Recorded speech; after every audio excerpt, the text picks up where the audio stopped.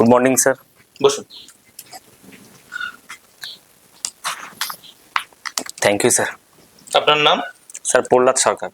আপনার ইন্ট্রোডাকশন দিন। স্যার আমার নাম প্রহ্লাদ সরকার, বাবার নাম মধুসূদন সরকার।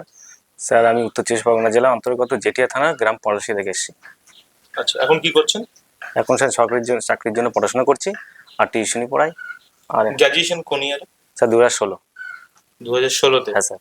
আচ্ছা, তাহলে 16 থেকে এখন হচ্ছে ধরেন 2026 সাল পড়ে গেছে, এতদিন কি করছিলেন?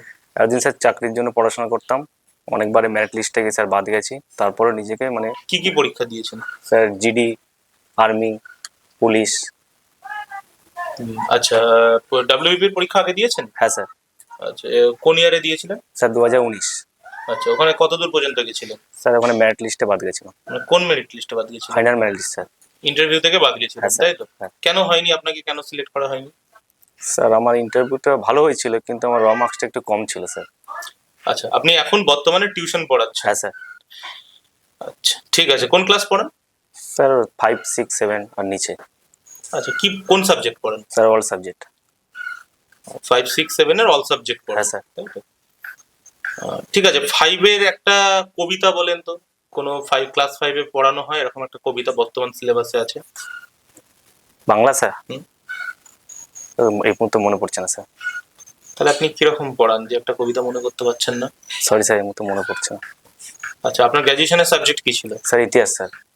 ইতিহাস। ঠিক আছে। আচ্ছা, আপনি ইতিহাস গ্র্যাজুয়েশনে পড়েছেন, তাহলে বাংলার দুজন রাজার নাম বলুন তো। বাংলা রাজা স্যার? হুম। স্যার মুর্শিদ কুলি খাঁ। আর মুর্শিদ কুলি খাঁকে কি রাজা বলা যাবে? না স্যার না। তাহলে রাজার নাম বলুন, দুজন রাজা। রাজা রামমোহন রায় স্যার। তিনি কি বাংলার কি শাসন করেছিলেন রামমোহন রায়? না স্যার। রাজত্ব করেছিলেন? না স্যার। তাহলে? সমাজ সংস্কারী ছিলেন স্যার। আচ্ছা, ঠিক আছে। আর আপনার গ্র্যাজুয়েশনের পরে আপনি কম্পিটিটিভের জন্য পড়ছেন তো? হ্যাঁ আর স্যার। বাচ্চাদেরকে পড়াচ্ছেন। হুম। ঠিক আছে, আপনাকে কেন পুলিশ হিসেবে সিলেক্ট করা হবে বলে আপনার মনে হয়? দুটো কারণ বলুন। স্যার এই পুলিশের যে পেশাটা, সমাজে মানুষের মধ্যে একটা দায়িত্ববোধ থাকে ওটা, আর পুলিশের যে একটা আইন শৃঙ্খলা আছে সেটা আমার খুব অনুপ্রেরণা দেয়। এবং দেশের আইন শৃঙ্খলা রক্ষা করা, পিছিয়ে পড়া মানুষের পাশে দাঁড়িয়ে তাদেরকে দেশের হয়ে সেবা করা আমার লক্ষ্য।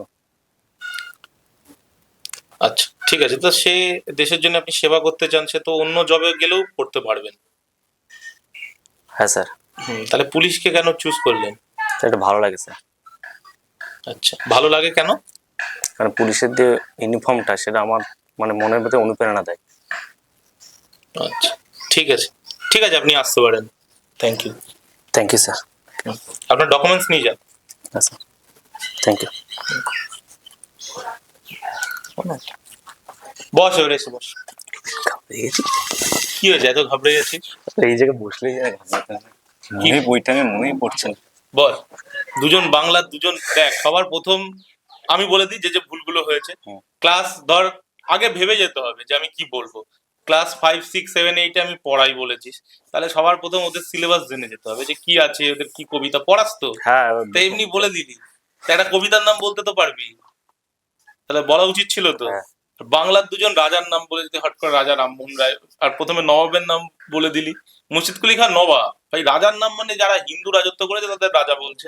তাহলে যদি নবাব বলতো, তুই বলতে পারতিস যে স্যার রাজার নাম মনে পড়ছে না এই মুহূর্তে, তবে নবাব মুর্শিদ কুলি খাও বাংলায় রাজত্ব করেছেন, এটা বলতে পারতিস। ঠিক আছে? হ্যাঁ। রাজা গণেশ বলতে পারতিস, শশাঙ্ক বলতে পারতিস। ঠিক আছে, এগুলো তো বলা উচিত। ঠিক আছে, গোপাল বলতে পারতিস, প্রথম নির্বাচিত রাজা।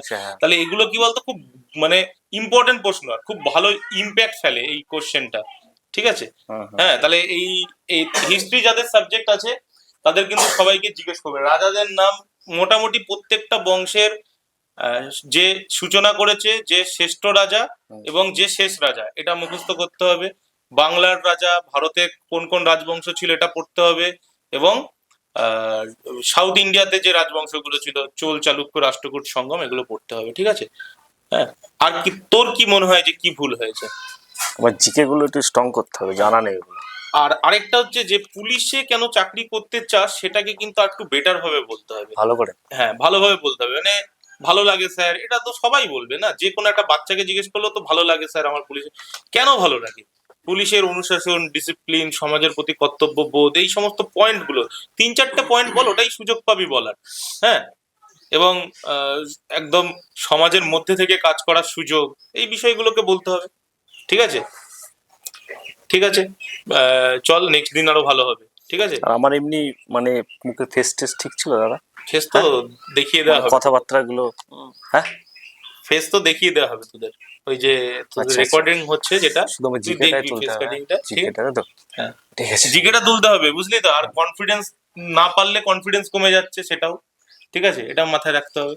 যে তুই যদি না পারিস সেটাতে কনফিডেন্স কমে যায়, সেটা মাথায় রাখতে হবে। কমে যাবে, প্রথম যখন ধরে পেলে মনে পড়ছে না ওই টাইম, আর এমনি লো হয়ে গেছে। আর আজকে যতক্ষণ বললাম এর থেকেও ইন্টারভিউ এর সময় কিন্তু কম পাবি, আজকে হ্যাঁ, শর্ট টাইম বেশি করে নিয়েছি। যা, হ্যাঁ। ঠিক আছে, ওই নেক্সট